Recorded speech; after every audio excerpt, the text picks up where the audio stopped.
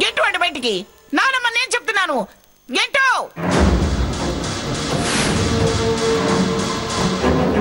రే పోరా అవతలకి. అన్నయ్య అది కాదన్నయ్య. అన్నయ్యనా? ఈ పిలుపు ఎప్పటి నుంచిరా?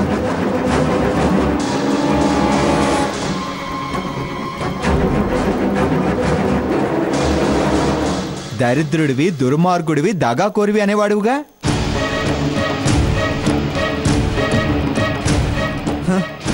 సడన్ గా ఈ బంధుత్వం, వరుస, పిలుపు ఎలా వచ్చింది?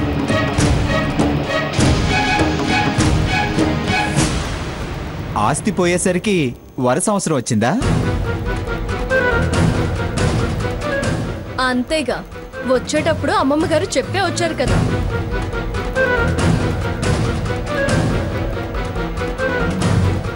అన్న మాట ప్రకారం చేసే ఉంటుంది.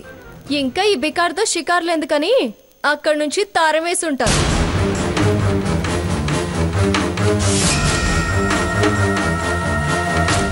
ఇక్కడికి వచ్చి డ్రామా స్టార్ట్ చేశాడు. అయ్యో, నేను డ్రామా ఆడడం లేదు.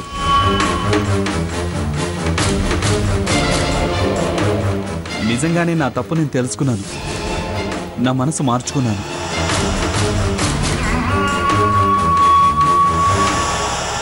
ఎవరు నా వాళ్ళో, ఎవరు పరాయి వాళ్ళో, ఎవరు నిజాయితీ పరులో, ప్రేమ చూపించేవాళ్ళో, ఎవరు వంచేవాళ్ళో అంతా అంతా అర్థం చేసుకున్నాను. అందుకే మీ అందరితో కలిసి ఆనందంగా బతుకుదామనే వచ్చాను.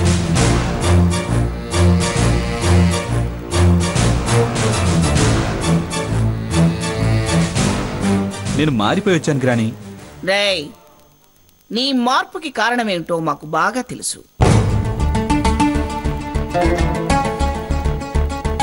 సీత చెప్పింది అక్షరాల నిజం.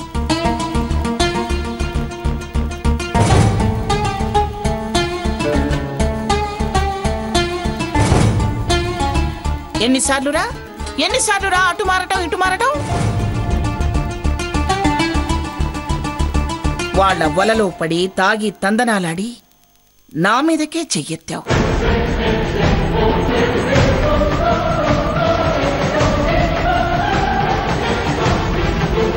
తర్వాత తప్పైంది గ్రాని అని కాళ్ళు పట్టుకున్నావు.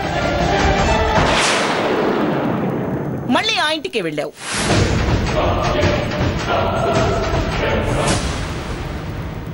ప్రేమించిన వాళ్ళ ప్రేమని అబద్ధమని చెప్పావు.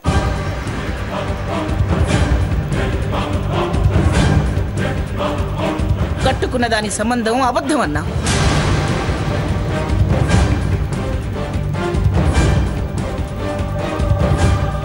మళ్ళీ మళ్ళీ ఆ ఇంట్లోనే నీ పుట్టినరోజు జరుపుకున్నావు.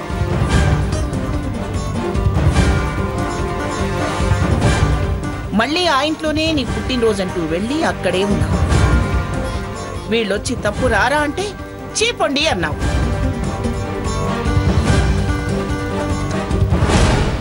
మళ్ళీ కన్నీళ్లు పెట్టుకుంటూ వచ్చి గ్రాని నాది పొరపాటే అంటే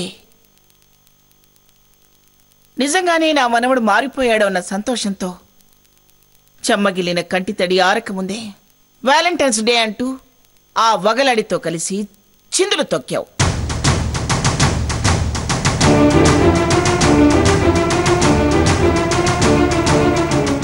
వారించడానికి వస్తే అవమానించి మీతో నాకే సంబంధం లేదని వాళ్లే నా బంధువులంటూ ఏకంగా హారతితో నిశ్చితార్థానికి కూడా తెగబడ్డావురా.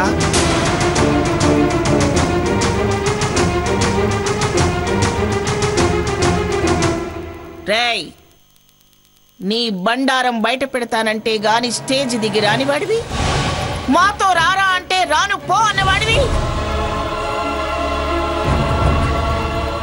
ఇప్పుడొచ్చి మారాను, మనసు మార్చుకున్నాను అని మాయమాటలు చెప్పగానే మేము నమ్మడానికి పిచ్చివాళ్ళం కాదురా.